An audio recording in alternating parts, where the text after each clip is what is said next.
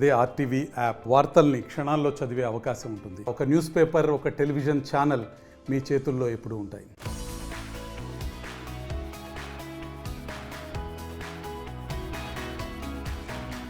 So almost ఇప్పటికి ఒక 14 రోజులు అవుతుంది ఇన్సిడెంట్ జరిగి. కానీ నేను హ్యూమన్ రైట్ కమిషన్కి అలాగే ఉమెన్ కమిషన్కి కంప్లైంట్ చేసి కేస్ నెంబర్ వచ్చే వరకు వెయిట్ చేయడం జరిగింది. At the same time Sankranti holidays కూడా రావటం వల్ల దీనికి కొంచెం టైం తీసుకోవాల్సి వచ్చింది నేను. అండ్ నాకు కూడా నా మానసికంగా నేను చాలా పెయిన్, డిప్రెషన్ నా ఫేస్లో కూడా తెలుస్తుంది. ఐమ్ నాట్ వెల్ అసలు. ఇప్పటికీ నాకు సమయం దొరికింది. At the same time cinema వాళ్ళంటే ఒక రకంగా, అంటే నేను ఆ పదం ఇప్పుడు నేను మీ ముందు యూజ్ చేయలేను, కానీ జేసీ ప్రభాకర్ రెడ్డి ఒక సీనియర్ పాలిటీషియన్. ఆయన ప్రస్తుతం అలయన్స్ ప్రభుత్వంలో ఉన్నారు. గతంలో మాజీ ఎమ్మెల్యేగా కూడా చేశారు. ప్రస్తుతానికి వాళ్ళ కొడుకు తాడిపత్రి ఎమ్మెల్యేగా చేస్తున్నారు.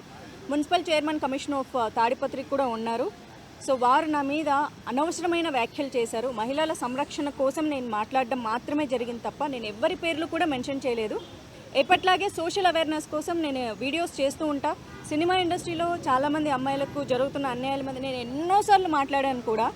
కానీ సినిమా ఇండస్ట్రీ ఎప్పుడు కూడా నేను మాట్లాడింది కండెమ్ చేయలేదు. అండ్ శివబాలాజీ గారికి, మాదల్ రవి గారికి కాల్ చేయడం జరిగింది. సినిమా ఇండస్ట్రీ అమ్మాయిని అయినందుకు నన్ను పని కట్టుకొని ఇలా అన్నారు. సినిమా షూటింగ్స్లో పూలు చల్లుకోవడం వల్ల వాళ్ళు నేకెడ్గా ఉంటారు అన్న ఒక విషయాన్ని కూడా ఆయన ప్రస్తావించి బాడీ షేమింగ్ చేయడం కానీ, సినిమా క్రియేటివిటీని కించపరచడం కానీ, లేకపోతే సినిమా వాళ్ళు అంటే ఒకసారి సినిమా చేసి మానేస్తే, లేకపోతే సినిమాలు చెయ్యాలంటే కూడా వాళ్ళు ప్రాస్టిట్యూషన్ కిందే లెక్క కడతారు, లేకపోతే వాళ్ళు అదే చేసి బతుకుతుంటారు, బ్రతుకుదెరుకు వాళ్ళకి అదే బ్రతుకుదెరు అని ఆయన పదే మాట్లాడడం. క్షమాపణ 2 రోజుల తర్వాత చెప్పినా సేమ్ ఇష్యూ మళ్ళీ చెప్పారు. వాళ్ళు ఏదో బతుకుదెరువు కోసం చేసుకుంటూ ఉంటారు, కానీ నేను అనకూడదు.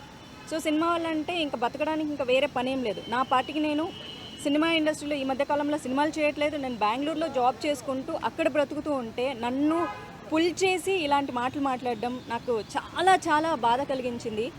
శివగారికి ఎప్పుడైతే నేను కాల్ చేశానో ఇలా నాకు మన సినిమా ఇండస్ట్రీ నుంచి కండెమ్ చేయాలని అడిగితే చాలా వెంటనే స్పందించారండి. 15 సంవత్సరాలుగా శివబాలాజీ గారు కానీ, మాదల్ రవి గారు నాకు మంచి సన్నిహితులు. బట్ ఇక్కడికి వచ్చేసరికి స్నేహితులు అన్నది ఇంపార్టెంట్ కాదు. ఎందుకంటే మాకి కొన్ని బైలాస్ ఉంటాయి. దాని ప్రకారం మాత్రమే వాళ్ళు ఏదైనా యాక్షన్ తీసుకోగలరు. పర్సనల్ ఇష్యూస్ అన్నది ఇక్కడ తీసుకోరు. ఇది సినిమా ఇండస్ట్రీకి సంబంధించింది. నేను ఇక్కడ సినిమాలు చేశాను కాబట్టి దానికి ఏం కావాలని మొత్తం ఆయన స్టోరీ విన్న తర్వాత హీ సెడ్ ఓకే, ఇది తప్పకుండా నేను రిసీవ్ చేసుకుంటానని చెప్పారు. థ్యాంక్ యూ శివ గారు, థ్యాంక్ యూ సో మచ్. అలాగే మంచు విష్ణు గారితో కూడా మాట్లాడడం జరిగింది. హీ సెడ్ ఓకే అని చెప్పారంట. వెంటనే రెస్పాండ్ అయ్యారు, వితిన్ సెకండ్స్లో రెస్పాండ్ అయ్యారు. చాలా థ్యాంక్స్. ఎందుకంటే నేను ఈ విషయంలో నిజంగా థ్యాంక్ యూ చెప్పుకోవాలి. రవి గారు థ్యాంక్ యూ అండి.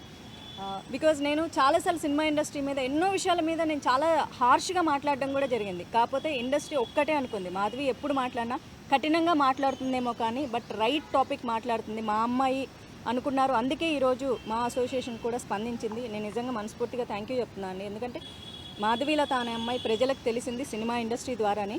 ఆ రెస్పెక్ట్ నాకు ఎప్పుడు ఉంటుంది. ఈ రోజుకి నేను ఈవెంట్లు చేయగలుగుతున్నా, డిజిటల్ యాడ్స్ చేయగలుగుతున్నా కేవలం సినిమా ఇండస్ట్రీ వల్లే. నాకు మనీ వస్తుంది, నేను బతుకుతున్నాను.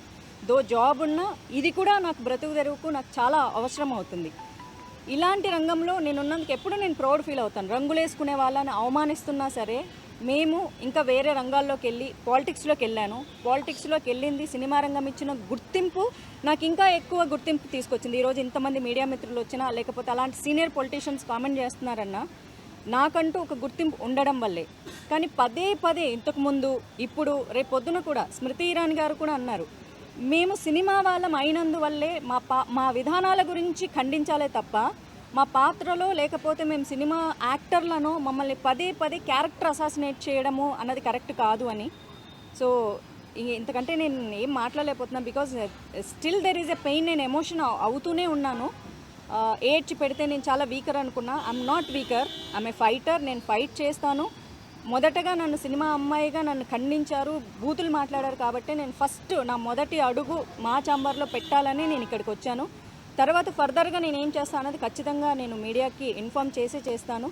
I fight for justice. నాకు ఇలాంటి మాటలు నన్నే కాదు, ఫర్దర్గా ఏ అమ్మాయిని కూడా సినిమా ఇండస్ట్రీలో బయటికి వెళ్ళి పని చేసుకోవడానికి మాకంటూ గౌరవం కావాలన్నదే నా ముఖ్య ఉద్దేశం. అంతకంటే ఇంకేమీ లేదు.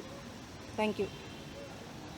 మారల్ సపోర్ట్గా చెప్పగలుగుతాం తప్ప తన ఫీలింగ్స్ని అంటే ఎలా సాటిస్ఫై చేయాలో అర్థం కావట్లేదు. But what ever she's facing and what ever she's set ఇప్పుడు మీ అందరి ముందు చెప్పింది. తను ఆల్మోస్ట్ 2 డేస్గా నాకు చెప్తూనే ఉన్నారు. అండ్ ఎంత పెయిన్ ఉంది అనేది, ఎంత పెయిన్ అనేది యాజ్ మనందరికీ సిస్టర్స్ ఉన్నారు, మదర్స్ ఉన్నారు, 100% మదర్స్ ఉండాలి. వీ నో ఒక లేడీ ఇంట్లో ఎలా ఫీల్ అవుతాయి, ఎలా ఉంటుంది పెయిన్ అనేది. సో ద సేమ్ థింగ్ నేను మాధవీలత చెప్పినప్పుడు అదే ఫీల్ అయ్యాను నేను. అండ్ ఇట్స్ ఇస్ అన్ఫార్చునేట్, ఇలా పెద్దోళ్ళు ఎంతో ఎక్స్పీరియన్స్ ఉండేవాళ్ళు ఇలాంటి మాటలు మాట్లాడటం అసలు ఏమీ తెలియకుండా. బేసిక్గా వచ్చేసి మీరు ఒక పోస్టర్ చూసి మాట్లాడుతున్నారు, బట్ ఆ పోస్టర్ అనేది దాని వెనక క్రియేటివిటీ ఉందండి. అది అలా ఉండదు జనరల్గా. మేబీ అది మీకు ఐడియా లేకుండా మనం చెప్పేస్తున్నారేమో. It's all creativity. ఇప్పుడు ఏదైనా ఒక పోస్టర్లో కానీ లేకపోతే ఒక ఫేస్ దీంట్లో స్కార్స్ కానీ అది నిజంగా ఉండవు, అవన్నీ మేడప్ అవి. సో ఫస్ట్ బేసిక్గా నేను ఎక్కువ డీటెయిలింగ్ వెళ్ళట్లేదు, ఎందుకంటే నిజంగా కొన్ని మనం మాట్లాడి కూడా చాలామంది పిల్లలు కూడా చూస్తుంటారు ఛానల్స్ని. సో నేను కొంచెం లిమిటెడ్గా మాట్లాడుతున్నాను. అండ్ నాకు ఎప్పుడు అనిపిస్తుంది ప్రతి ఒక్కసారి పొలిటీషియన్స్ డిఫరెంట్ పార్టీస్ ఉన్నాయి, మీరు ఒకరు వచ్చేసి క్లాస్ మీరు జనాల కోసమే మాట్లాడతారు అంటారు, కానీ ఎక్కువగా వెళ్ళిపోయి పర్సనల్ లైఫ్కి వచ్చేస్తున్నారు. అదేంటో తెలియట్లేదు. అది ఒక నాకు తెలిసి ఒక 12 yearsగా స్టార్ట్ అయింది. అది ఎక్కువ పర్సనల్ అటాక్స్కి వెళ్ళిపోతున్నారు అండ్ సినిమా ఇండస్ట్రీకి మీదకి వచ్చేస్తున్నారు. బేసిక్గా నేను ఒకటి ఎప్పుడు ఏమనిపిస్తుంది అంటే, మా ఆర్టిస్టుల గురించి మాట్లాడేటప్పుడు, అంటే మా ఆర్టిస్టు పాలిటిక్స్ ఫీల్డ్ ఎంటర్ అయినప్పుడు వాళ్ళ గురించి మాట్లాడేటప్పుడు ఎంతోమంది ఆర్టిస్టులు పొలిటీషియన్స్ అయ్యారు. బట్ ఒక పొలిటీషియను నోన్ ఆర్టిస్ట్గా అవ్వాల. సో మా ఇండస్ట్రీ ఇంకా టఫ్ మీ పాలిటీషియన్స్కి ఇక్కడ, ఎందుకంటే ఒకరొకరు తిట్టేస్తే పాలిటిక్స్ అయిపోతుంది. అది దట్స్ పాలిటిక్స్ ఈ రోజుల్లో. నిజంగా జరుగుతుందా, వర్క్ జరుగుతుందా, లేకపోతే వచ్చేసి మా జనాలకి మనుషులు జరుగుతున్న పక్కన పెట్టేస్తే ఒకరు తిట్టుకోవటం మాత్రం ఎక్కువ అయిపోతుంది ఆన్ కెమెరా. సో బేసిక్గా మాకు కెమెరా ముందు నటించడం వచ్చు, బట్ జనరల్గా వచ్చేసి బయట కూడా నటించడం అనేది మీ దగ్గర నుంచి నేర్చుకోవాలి మేము. సో ప్లీజ్ మా జోలికి రావద్దు, మిమ్మల్ని రిక్వెస్ట్ చేసుకున్నాను అంతే. మీకు పార్టీ రకంగా లేకపోతే పాలిటిక్స్ రకంగా మీరు ఏమైనా మాట్లాడుకోండి, కానీ ఇండస్ట్రీని లాగొద్దు. దీంట్లో ఇండస్ట్రీ అమ్మాయిల్ని ప్లీజ్ లాగొద్దు. బికాజ్ బతుకుతారం ఏమో అంటున్నారు, కానీ వాళ్ళు నిజంగా వచ్చేసి ఎంతో పెయిన్ఫుల్గా ఇండస్ట్రీలో లోపల వచ్చి ఆ తెర మీద వాళ్ళ ఫేస్ రావాలంటే దాని మీద ఎంతో కష్టం ఉంటుంది, డెడికేషన్ ఉంటుంది. అంత ఈజీ కాదు. సేమ్ మొగాలు కూడా అంతే. It's not only the passion, this lot of time, lot of ఏం చెప్పాలి అంటే మీకు టెక్నికల్గా చెప్పాలంటే ఆడిషన్స్ అని అంటారు అండి. ఆడిషన్స్ ఎన్నో పొద్దు నుంచి నైట్ దాకా వచ్చేసి ప్రతి ఆఫీస్కి వెళ్తేనే ఆ గుర్తింపు ఎవరో ఒకరు గుర్తిస్తారు. So it's not that easy. So please మీ అందరికి రిక్వెస్టే, ప్రతి ఒక్కరికి నేను ఇండివిజువల్గా చెప్పట్లే, ప్రతి ఒక్కరికి రిక్వెస్ట్ చేస్తున్నాను, ఇండస్ట్రీ జోలికి రావద్దు please. Thank you so much. And sorry, main ఇదేంటంటే ఇప్పుడు మాధవీలత గారు కొంచెం కంప్లైంట్ లెటర్ ఇచ్చారు. మా ప్రొసీజర్ ఏంటంటే ఇప్పుడు మేము ఈసీ మీటింగ్ కండక్ట్ చేసుకోవాలి. సో ఈసీ మీటింగ్ ఇది ఎమర్జెన్సీ కాబట్టి మేము ఒక ఈసీ మీటింగ్ కండక్ట్ చేసుకొని విష్ణు గారు, మేము కమిటీ మెంబర్స్ అందరూ కూర్చొని మాట్లాడుకొని దీన్ని మాకు ఈవెన్ ఈ కమిటీ ఉంది, మాకు వచ్చేసి డిసిప్లినరీ కమిటీ ఉంది. డిసిప్లినరీ కమిటీ వాళ్ళ ఒపీనియన్ కూడా తీసుకొని మేము ముందుకు వస్తాం. Thank you. అందరికీ నమస్కారం. నాకు 3 రోజుల క్రితం మాధవీలత గారు ఫోన్ చేయటం జరిగింది. అలాగే శివబాలాజీ గారు కూడా ఫోన్ చేసి చెప్పారు ఇలా మాధవీలత గారిపై జరిగిన ఇన్సిడెంట్ పైన.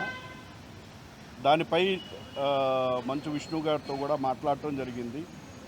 ముందుగా చెప్పాలనుకుంది ఏంటంటే, మూవీ ఆర్టిస్ట్ అసోసియేషన్లో there is a women protection cell. ఎందుకంటే మూవీ ఆర్టిస్ట్ అసోసియేషన్లో ఉన్న మహిళలందరికీ మేము అండగా ఉంటామని ఒక సీరియస్ ఉమెన్ ప్రొటెక్షన్ సెల్ ఉంది.